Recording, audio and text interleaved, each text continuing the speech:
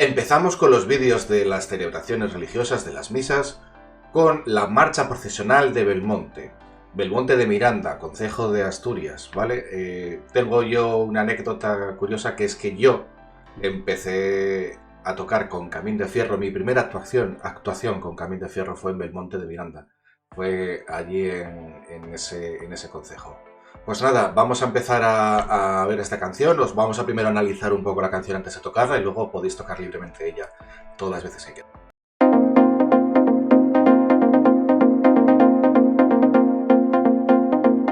Estamos viendo ahora mismo lo que es la partitura de la marcha procesional de Belmonte. Podemos analizar aquí que está en un 6x8, que tenemos que eso es un ritmo de muñeira habitualmente en gaita.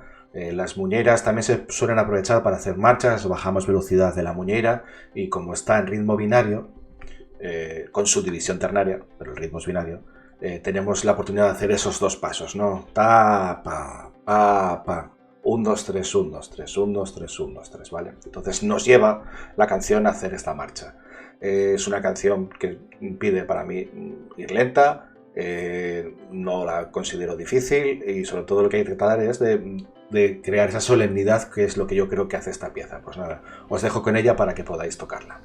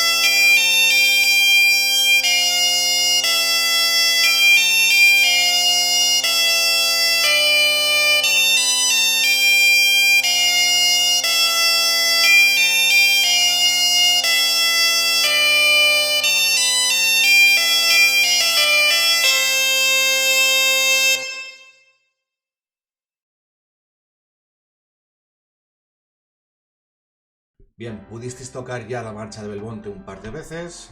Os recuerdo que la siguiente canción que tenemos va a ser el Entemedio de Fusó, un entemedio para poder seguir tocando las celebraciones religiosas. Recordar que estamos revisando lo que es el oficio del gaitero asturiano para poder realizar todas las funciones que tenemos que cumplir como gaiteros. Así que os animo a suscribiros y os animo a que sigáis viendo estos vídeos que estoy haciendo.